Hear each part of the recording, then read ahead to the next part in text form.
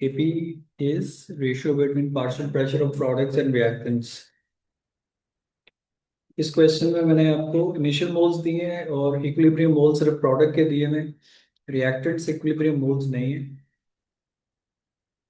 इनको आप पहले फाइंड करेंगे रेशियो मेथड से, जिस दिन मैंने बताया था, and then only you can find the Kp. So 1 mole of nitrogen takes 2 moles of oxygen, make 2 moles of NO2. That's the mole ratio between my reactants and products.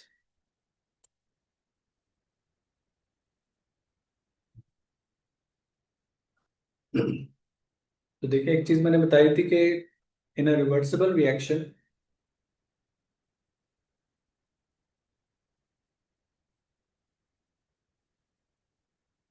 the concentration of products increase and the reactants concentration decrease as it reaches to the equilibrium. And the ratio in the balanced equation help us to decide what would be the used amount of reactant and what will be the new amount of product formed. The product मुझे बता दिए question में कि ये 2 से आ गया 2.6 में, तो इसका मतलब है कि the increase here is 0.6 moles. A 0.6 moles of this would take same amount of oxygen to form.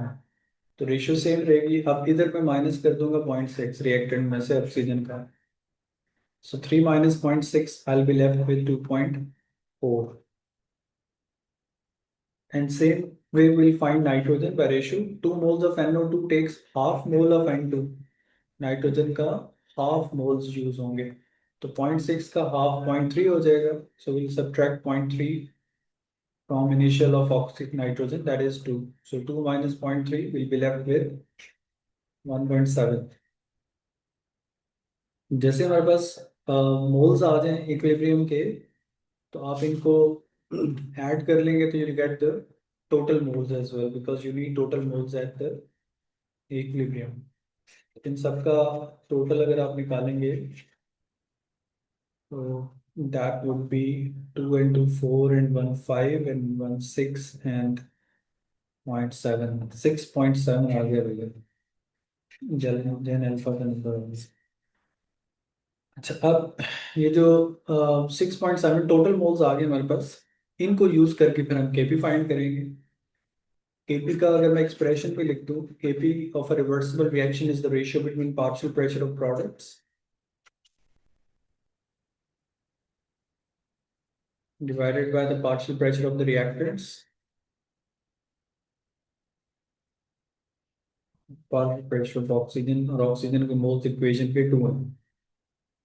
अब जब मैं इस फॉर्मूला में वैल्यूज पुट करूंगा तो पार्शियल प्रेशर का फॉर्मूला मैंने आपको बताया था, moles of that gas at equilibrium divided by total moles into total pressure. So partial pressure of NO2 would equal to moles of NO2 at equilibrium 2.6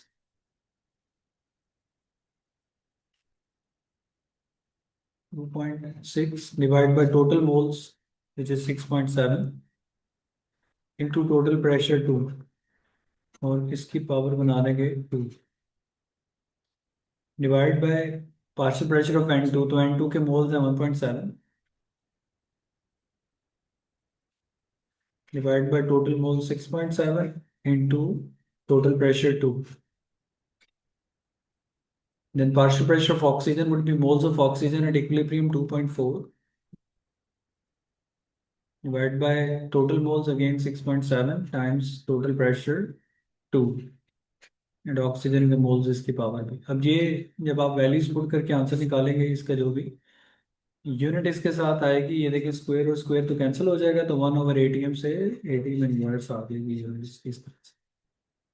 तो ये मैंने एक एग्जांपल केपी की फिर रिकॉल कर ली, क्योंकि हमने ये फ्राइडे को किया था, बीच में वीकेंड की वजह से गैप था, तो आई थॉट के we'll at least add one more example for KP. And this question, initially we were given with the moles of reactants and product। इसमें अगर आप नोट करें तो मैंने प्रोडक्ट का भी इनिशियल 2 लिया हुआ है, तो अगर किसी क्वेश्चन में प्रोडक्ट के मोल्स इनिशियली गिवन हो तो आप वो ले लेंगे, ठीक है। अगर नहीं गिवन तो फिर आप उसको 0 लिखेंगे। And then equilibrium पे product moles were given 2.6. Now this tells me that it went from 2 to 2.6, it means it's an increase of 0.6 moles in it। तो increase in product will help us to decide the decrease in reactant. The ratio between oxygen and NO2 is same, 2:2। तो जितना NO2 बना उतना oxygen use हो जाएगा, -0.6 from 3, 2.4 left. Nitrogen की जो amount use होगी it would be half of NO2, 0.6 का हाफ 0.3, 1.7 बच जाएगा। इन सबको मैंने ऐड किया तो टोटल मोल्स आ गए 6.7। उसके बाद फिर हमने केपी का फॉर्मूला लगा दिया, partial pressure moles of gas 2.6 divide by total moles into total pressure. सारों की वैल्यूज पुट करके हमारा आंसर आ जाएगा। अब इस क्वेश्चन पे अगर किसी को डाउट है तो आप पूछ सकते हैं, बट अगर आपने लास्ट लेसन केपी का अटेंड नहीं किया हो तो फिर आपको ये ज़्यादा थोड़ा मुश्किल लगेगा।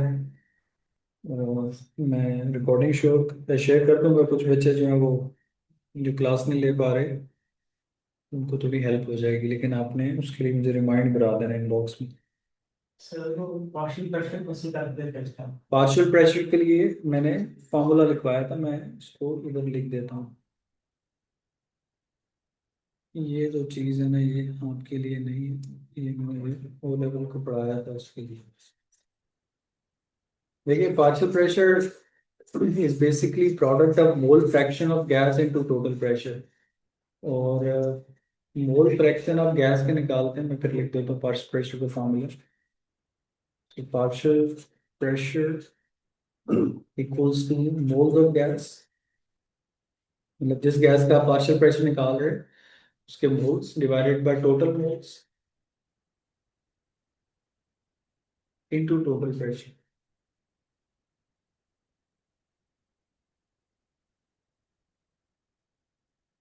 इस फॉर्मूला से हम पार्शियल प्रेशर निकाल सकते हैं।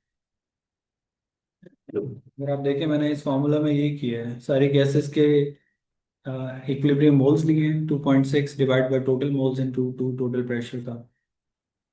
फिर जो नंबर ऑफ मोल इक्वेशन के उसको पावर भी बनाते हैं, राइट। फिर केपी आ जाएगा, यूनिट फिक्स नहीं है वो हर दफा निकालेंगे। अच्छा अब there are two small things left in this chapter. One is this the effect of temperature on the value of Kc and Kp, और एक और है एसिड बेस डेफिनेशन। तो अब मैं उसकी तरफ जाता हूँ।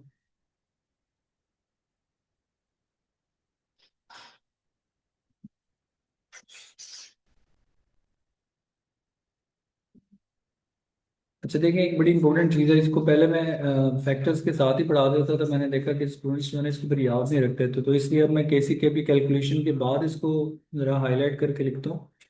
I've seen कि now students recall it better in exam. इस चीज़ को आपने कहीं अच्छी जगह लिख के रखना है, याद रहे, ताकि आपको that is the value of के सी और के P, the numerical value of के सी और के P is only affected by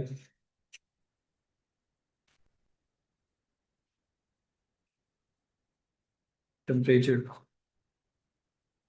आपको इक्विलिब्रिया टॉपिकल्स में बहुत क्वेश्चन ऐसे मिलेंगे जिसमें लिखा होगा कि which of the following factors can affect the value of के सी और के पी, मतलब टेम्परेचर होगा, कंसंट्रेशन, प्रेशर, कैटलिस्ट, ऐसे ऑप्शंस में ABCD। तो you just need to pick temperature out of all those options. None of the other factor could affect the numerical value of KCKP। देखिए एक है वैल्यू ऑफ केसी और KP, मतलब जो calculation करके आप निकालते हैं, जैसे अभी इस क्वेश्चन में हमने कोई भी वैल्यू आ गई सपोज एक्स, तो हम इस वैल्यू की बात करें। और एक और चीज होती है पोजीशन ऑफ इक्विलिब्रियम, जो इक्विलिब्रियम पोजीशन है उसको तो हर चीज शिफ्ट करती है ना, लेफ्ट राइट आगे पीछे, सोए कैटलिस्ट के कैटलिस्ट इक्विलिब्रियम पोजीशन भी इफेक्ट नहीं करता। लेकिन जो वैल्यू ऑफ केसी केपी आते हैं numerical number, that is only affected by temperature. और वो इफेक्ट होती कैसे है? If forward reaction is endothermic, forward reaction is endothermic, then value of Kc or Kp increases on increasing temperature।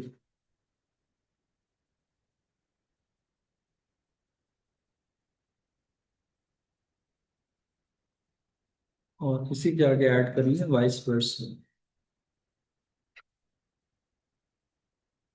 मतलब अगर आपका फॉरवर्ड रिएक्शन एंडोथर्मिक है तो फिर केसी केपी की value would increase on increasing temperature. और इसकी रीजन बड़ी सिंपल सी है, मैं एग्जांपल से एक्सप्लेन कर देता हूँ। लेट्स से कि अगर एक रिएक्शन है in which hydrogen iodide dissociates into H2 and I2, and this reaction is like endothermic in forward direction and exo in the backward direction। और अगर इस रिएक्शन का केसी जो है वो मैं सपोज कर रहा हूँ इफ इट्स 2। अब अगर इस रिएक्शन की केसी की वैल्यू 2 है और लेट्स से कि अगर मैं टेम्परेचर इंक्रीज कर देता हूँ and if it's KC was 2 at 298 kelvin, मतलब 298 केल्विन पे इस रिएक्शन का KC is 2। So at higher temperature अगर आपने टेम्परेचर इंक्रीज कर दिया तो क्या होगा कि because Kc is the ratio between product concentration and reactant concentration. So as when you will increase temperature, so what would happen? The equilibrium would shift to the endothermic side, right? तो जब equilibrium endothermic side पे shift होगा, it would lead to the increase in product concentration. And when the product concentration would increase, reactant concentration would decrease. And Kc is the ratio between product and reactant. तो जब मेरा Kc was 2 at 298 Kelvin, तो high temperature पे let's say 500 Kelvin पे product concentration would have increased. जब numerator की value increase करेगी तो आपका केसी भी लार्ज हो जाएगा। ठीक है, ये याद रखना आपने, इसको एक एंगल से बस याद रख लें कि अगर फॉरवर्ड रिएक्शन एंडोथर्मिक है KC would become large on increasing temperature. अब वो होगा कितना, इसकी कोई कैलकुलेशन नहीं है कि अगर 298 पे 2 था तो 500 पे वो 4 पे चला जाएगा, ऐसा कोई रिलेशन नहीं है। हाँ, 2 से लार्ज होगा, मे बी 2.4 5 3.1 हो जाए, ऐसे हो जाए, बट वो इंक्रीज होगा। लाइकवाइज अगर हम टेम्परेचर डिक्रीज कर देंगे वापस तो इसका केसी फिर वापस 2 पे चला जाएगा या लोअर हो जाएगा, because that would favour exothermic side and the reactant concentration would increase. जब रिएक्टेंट इंक्रीज करेंगे डिनोमिनेटर की वैल्यू लार्ज होगी तो केसी डिक्रीज हो जाएगा। Same goes for KP. तो ये दोनों के लिए, ठीक है, सिर्फ केसी के लिए नहीं है, दोनों के लिए। नहीं, केपी कोई भी इक्विलिब्रियम कांस्टेंट आपने एज अ रूल याद रख लेना है, क्योंकि एएस में तो सिर्फ दो इक्विलिब्रियम कांस्टेंट्स हैं और जो A2 है उसमें चार पांच इक्विलिब्रियम कांस्टेंट और आते हैं। None of the equilibrium constant is affected by any other factor except temperature. जो मोल्स हैं या कंसंट्रेशन है या बाकी सारी चीजें हैं उनका इफेक्ट बड़ा सिंपल है। और वो सिंपल इस तरह से है कि लेट्स से कि अगर मेरा एक रिवर्सिबल रिएक्शन और उसका केसी जो था वो अगेन 2 था, इसी रिएक्शन की अगर हम बात करें तो अगर इसी रिएक्शन की केसी की value was 2 and that was 2 because it was the ratio of product and reactant concentration and hence it was 2। तो अगर 298 केल्विन पे मैं सपोज कर रहा हूँ कि product concentration was 8 and reactant was 4 then the ratio was like 2। और अगर मैंने टेम्परेचर इंक्रीज कर दिया, सॉरी, टेम्परेचर सेम रखा लेकिन कंसंट्रेशन इंक्रीज कर दी, तो जो इंक्रीज मैं कंसंट्रेशन में करूंगा reactant product that will be equally distributed in both way. Product में भी इंक्रीज होगा, रिएक्टेंट में भी होगा। तो with a higher set of concentration this ratio would rather become perhaps 10 on 5 so that case is still 2। और अगर मैं सेट ऑफ कंसंट्रेशन को लोअर कर दूं तो फिर प्रोडक्ट भी लोअर हो जाएंगे, रिएक्टेंट भी लोअर होंगे, उसी रेशियो से होंगे। तो again 6 on 3 would also be 2। This is all whether the temperature was kept constant, only temperature can affect it। जो भी कोई चेंज हम करते हैं कंसंट्रेशन में या बाकी चीज़ों में वो इक्वली डिस्ट्रीब्यूट करती है कंसंट्रेशन को प्रोडक्ट टू रिएक्टेंट में। इसलिए सिर्फ टेम्परेचर इफेक्ट करता है न्यूमेरिकल वैल्यू ऑफ केसी के भी। चलो, अब इससे आगे एक डेफिनेशन है वो हम ऐड कर लेंगे। एंड आई होप कि हमने ली शैटलेट्स प्रिंसिपल लिखा था फैक्टर्स पढ़ने से पहले, अगर नहीं लिखा तो वो भी लिख लेंगे, क्योंकि वो अपेरेंटली ऐसी चीज़ है वो समटाइम्स मिस हो जाती है। आईजीज में था कुछ बच्चे जो ओ लेवल बैकग्राउंड से आते हैं, they don't remember the Chatelier's principle. मैं लिख देता हूँ दोबारा, इसकी डेफिनेशन आती है पेपर में अक्सर ये लेवल में भी। तो ये जितने भी हमने फैक्टर्स पढ़े, they were explained by scientist Le Chatelier's or Le Chatelier. And the Le Chatelier's principle is that if a reversible reaction, if a reversible reaction is disturbed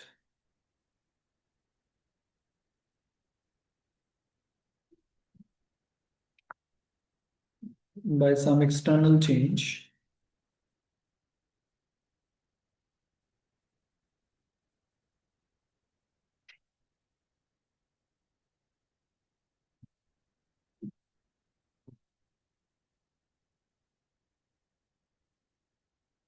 then it responds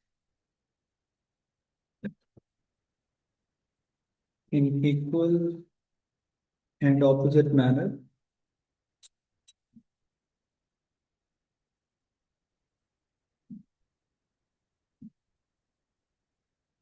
to reach equilibrium again.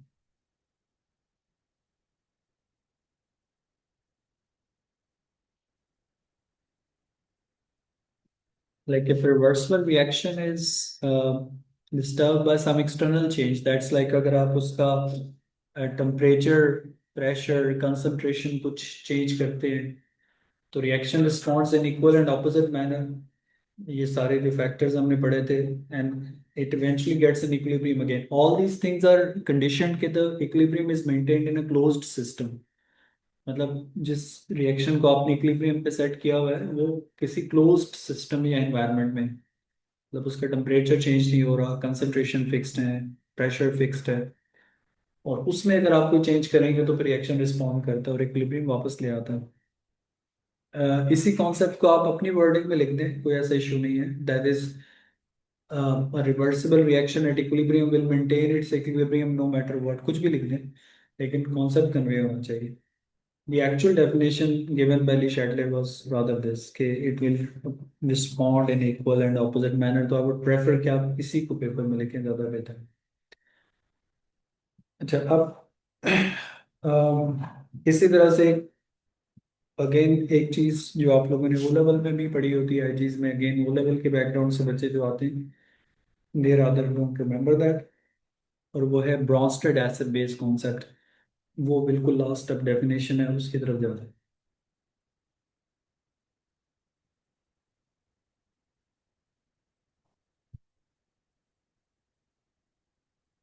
Brønsted acid base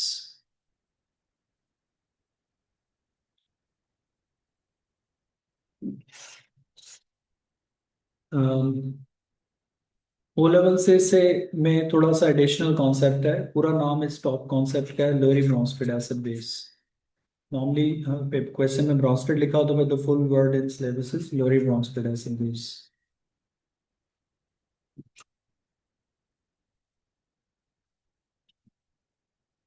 अच्छा, जब तक question में ये ना लिखा हो Brønsted acid base या लोरी Bronsted acid base, तब तक आपने इस डेफिनेशन को यूज नहीं करना।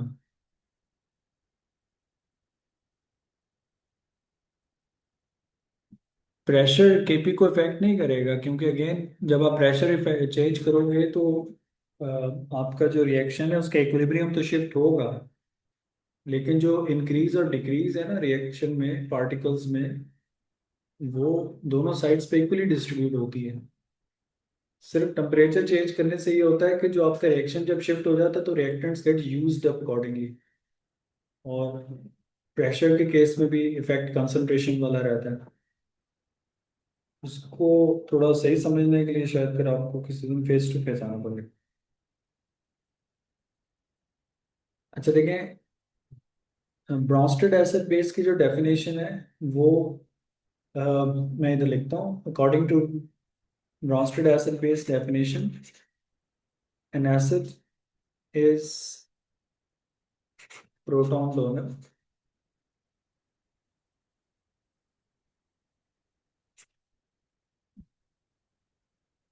and a base is proton acceptor। मतलब acid base, Brønsted acid base को हम जब डिफाइन करते हैं तो हम उसको प्रोटॉन डोनर एक्सेप्टर की सेंस में इफेक्ट डिफाइन करते हैं।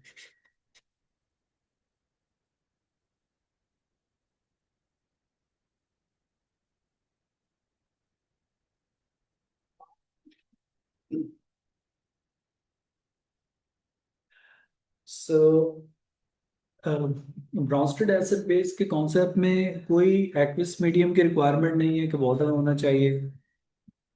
फिर बेस के लिए वो जो hydroxide ions produced in aqueous medium वो वाली थी, it's a different theory. In fact Brønsted acid base theory is a different theory given by this scientist. जो आप लोग ओ लेवल से पढ़ के आते हैं वो आर्हेनियस थ्योरी है, उसका नाम नहीं रिक्वायर्ड कि acid gives hydrogen ion in water, base gives hydroxide ions in water. और उस थ्योरी के अकॉर्डिंगली फिर पीएच स्केल भी बना हुआ है कि जिसमें वाटर न्यूट्रल है। फिर कुछ हमारे पास एसिड्स हैं जैसे HCl है, HNO3 है, बेसिस हैं, एल्कलीज हैं। All that concept is a different thing. Brønsted acid base में ऐसा कुछ नहीं है, ना वाटर की कंडीशन रिक्वायर्ड है, ना पीएच स्केल है इसमें कुछ, और ना इसमें हमारे पास कोई चीज़ों की कि जी वाटर न्यूट्रल है या एसिडिक है। इसमें आप देखेंगे कि एक ही चीज़ समटाइम एसिड बन रही होती है और कभी बेस बन जाती है। अच्छा, अब इसको समझने के लिए एमसीक्यूज में ये तो डेफिनेशंस भी आ जाती हैं और ज़्यादा क्वेश्चन आते हैं इक्वेशंस, उसमें आपसे एग्जामिनर दो तीन चीज़ें पूछते हैं, मैं आपको बताता हूँ। लाइकवाइज ब्रॉन्स्टेड एसिड में अगर आपसे एग्जामिनर पूछ ले कि जी what's a strong Bronsted acid, तो आप बोलोगे the one that donates more protons. जो ज़्यादा हाइड्रोजन आयन देगा वो स्ट्रॉन्ग एसिड होगा, और जो कम देगा वो वीक एसिड होगा accordingly. Now, let's say we had this reaction here where ammonia combines with HCl and it leads to the formation of ammonium ion and chloride ion.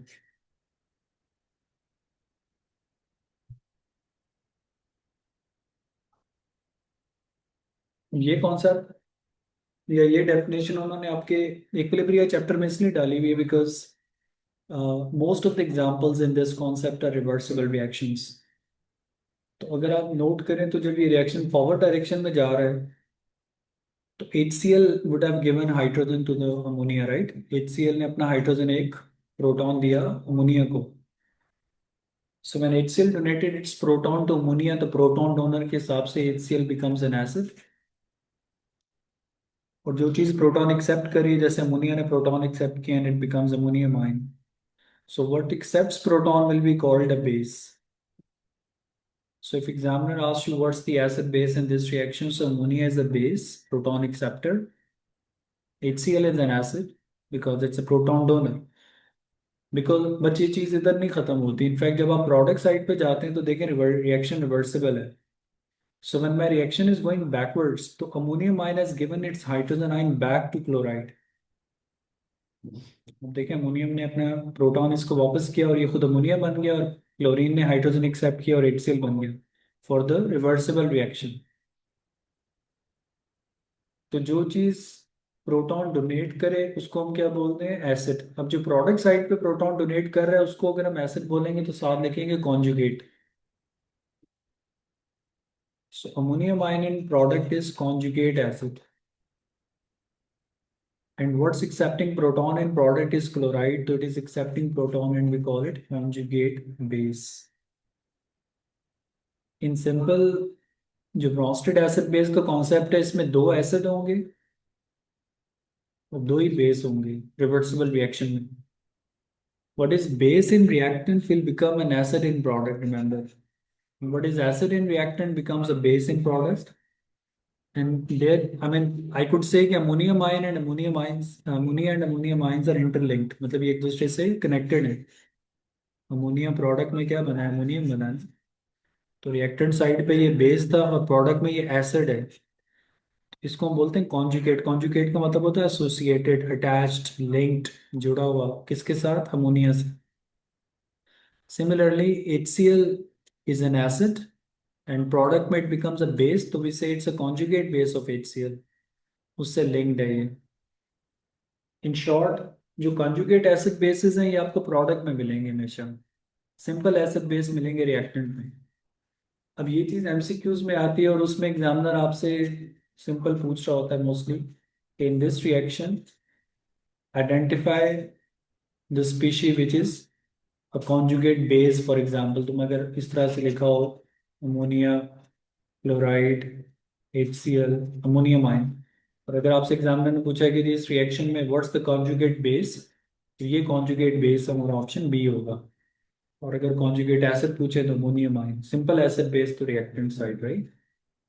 ये definition और इसकी ये जो मैंने एक एग्जांपल आपको बताई है, इसको आपने याद रखना है। ये कितना मुश्किल नहीं है, वैसे मैंने देखा है कि ये अपेरेंटली बहुत इजी कॉन्सेप्ट है, बट इसमें कुछ बच्चे बहुत बुरे तरह से फंसते हैं। एक दो एग्जांपल में लिखता हूँ, उनको आपने खुद भी ट्राई करना है अभी।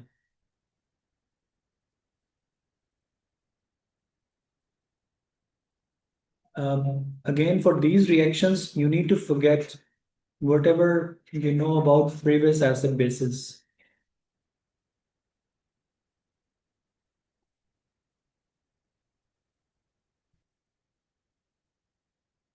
तो अब ये जो रिएक्शन मैंने लिखा है, इसमें रिएक्टेंट प्रोडक्ट साइड पे कॉन्जुगेट एसिड बेसिस को आइडेंटिफाई करें।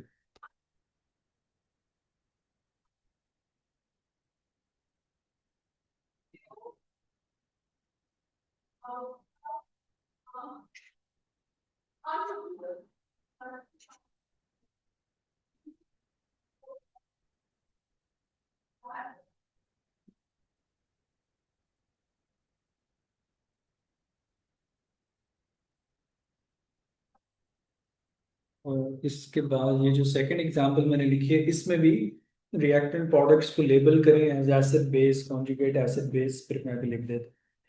कॉन्जुगेट आपको प्रोडक्ट साइड पे मिलेंगी चीजें, और simple acid base reactant side पे।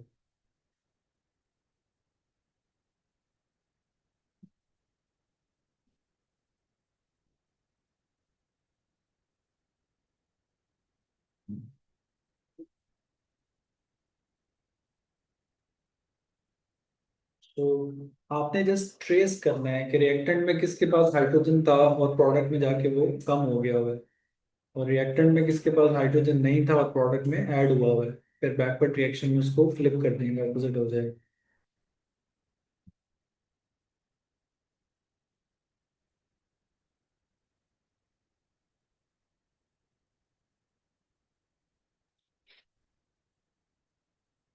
अच्छा, अब देखें इस रिएक्शन में जब मैं देखता हूँ फॉरवर्ड साइड पे जाते हुए, तो hydrogen sulphate ion has lost its hydrogen to water proton, और बिकॉज वाटर एक्सेप्टेड प्रोटॉन, तो प्रोटॉन एक्सेप्टर होता है बेस।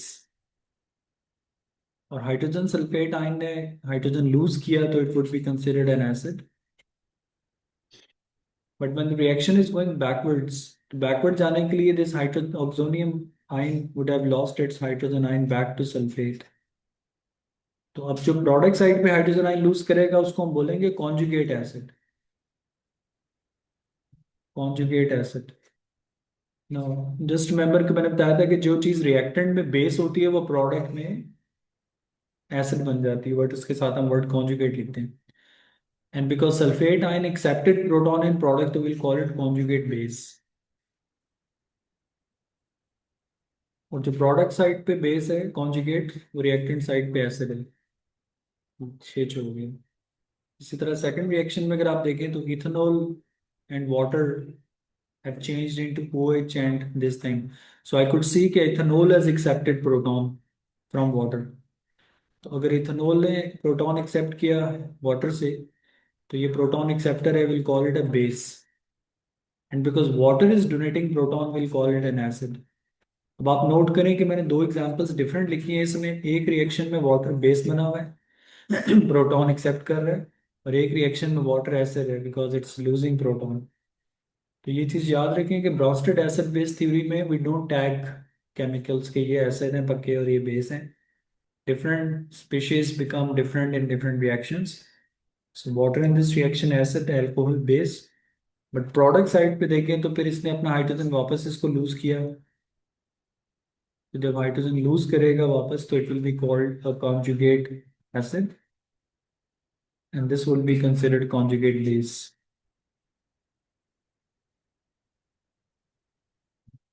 ठीक है जनाब, ये है कॉन्जुगेट एसिड बेस थ्योरी का कॉन्सेप्ट। इसमें अगर कोई क्वेश्चन है पूछ लें। अब दिस चैप्टर इज कंप्लीट। अब नेक्स्ट 2 days रफली हम एनर्जेटिक्स के क्वेश्चंस प्रैक्टिस करेंगे, थोड़ी सी पहले रिवीजन करेंगे कल, और फिर थर्सडे को बड़ा आप लोगों का एनर्जेटिक्स का टेस्ट भी है। तो आई अंडरस्टैंड कि मिड्स हो रहे हैं स्कूल्स में, लेकिन कोशिश करें कि क्लासें जो है ना आपकी इतनी इफेक्ट हो। मैंने टेस्ट इसलिए भी रखा था कि एक दो दिन रिविजन होगी, एक टेस्ट हो जाएगा, चले सिलेबस हमने थोड़ा स्लो कर दिया। But try and come and attend class as much as possible side by side. ठीक है जनाब, कोई डाउट क्वेश्चन है पूछ लें, else I just stop it here.